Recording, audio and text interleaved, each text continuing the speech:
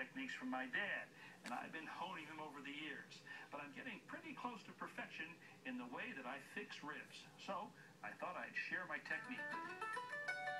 Now, there are plenty of beef folks out there who'll give me an argument on this, but I prefer pork for my ribs, either baby back or St. Louis cuts. I make sure to take the membrane off the inside. This makes for more tender meat and allows flavors to penetrate more deeply. A table knife and a bit of pulling does the job. Now, the flavor in really good ribs comes from three places: the smoke, the sauce, and the dry rub that goes on the meat before it even goes onto the grill. Now, this recipe for dry rub comes from my good friend Ray Lamp, better known as Dr. Barbecue.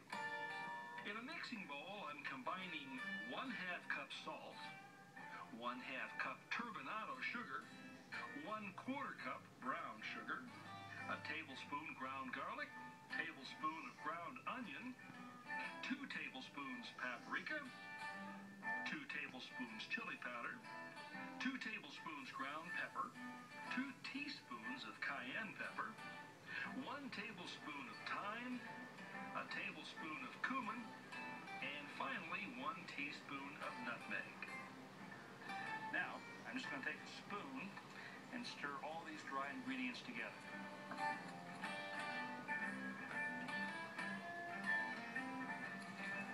Okay, now I'm going to just spoon some of this onto the ribs. And now, and this is why they call it a rub, I'm going to rub this into the beef.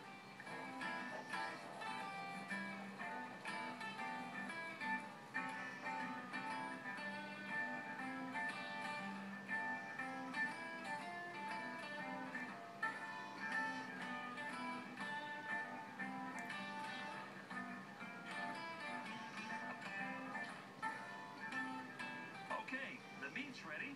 Now, I'm going to prepare the fire. For smoke, I use hardwood. I really prefer cherry or hickory.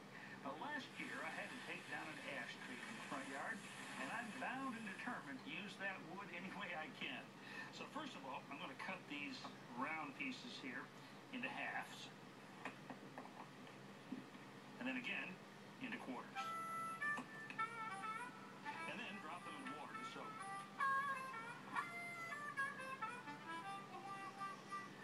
Now, in my book, the only way to cook really good ribs is with charcoal. And I use something called an indirect method. You notice I put all of my coals over here on one side of the grill. Now, to that, I'm going to add some of the wet wood. Just lay this right up on the coals here. The idea behind wetting this is that I really want that wood to smoke and not burn. So I like to get it good and wet. Now, good ribs have to be cooked slowly, and they have to be kept moist. So the slow part comes by using the indirect method, keeping them from being directly over the coals. And one thing that will help keep them moist is this. I set a pan over on this side, and to that I'm going to add a little bit of apple juice. I could use wine or water or some other kind of fruit juice. I think apple juice imparts a really nice flavor. Now, I'm ready to put the ribs on. I'm going to lay these on bone side down. One there, and one here. The top goes on. Now I'm going to close the air vents down, this one on top, and this one on the bottom. I want to get the temperature down to about 325 degrees in here, and let these guys cook for about an hour to an hour and 15 minutes. Okay, that looks great. I'd say this part of the cooking process is complete. Now, I'm going to remove these from the grill over here to a carving board. And my next step is to brush on some honey. You know, the hardest part about grilling ribs, for me at least, is waiting until they're done. Because you just keep smelling them and getting hungrier and hungrier. And good ribs take a while to do. They need to be slow cooked to be really tender. Now, the next part of the cooking process is what is going to make these fall off the bone tender. I'm going to do is take a foil pan, put about 1 inch of apple juice in the bottom. Now, just to make these fit a little bit better, I'm going to cut them in half, and then I'm going to put them in the pan. And it's okay if they sort of lay up on edge a little bit here. Before I put them back in, I'm going to cover them with some aluminum foil. Now, by this point, the ribs have picked up a lot of smoke flavor, so what I'm kind of doing here is almost baking them. And apple juice is going to provide a lot of moisture. Again, I want to keep the temperature here at about 325. And I'll put this in here and let it go for probably about 1 more hour. Well, now these should be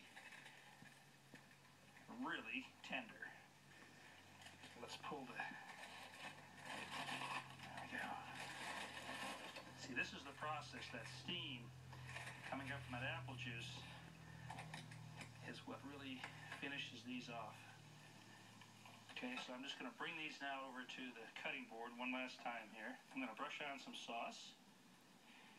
I like to make my own sauce, but I tell you, there are some very good prepared sauces out there. So either way, when you prepare ribs like this, that smoke flavor is in the ribs. It's not in the sauce. It's just in the meat. I'm going to pop these back on the grill just for a few minutes. Let that sauce cook in a little bit, and then I'll put a little bit more sauce on the rib side of these. Now you can see by removing that membrane on the back how the meat is just really separating from the ribs. It's going to be great. All right, I pronounce these ribs done. Now you can serve these are half slabs now. You can serve them as half slabs. I like to cut them up into individual ribs. Just makes it easier for folks to eat them.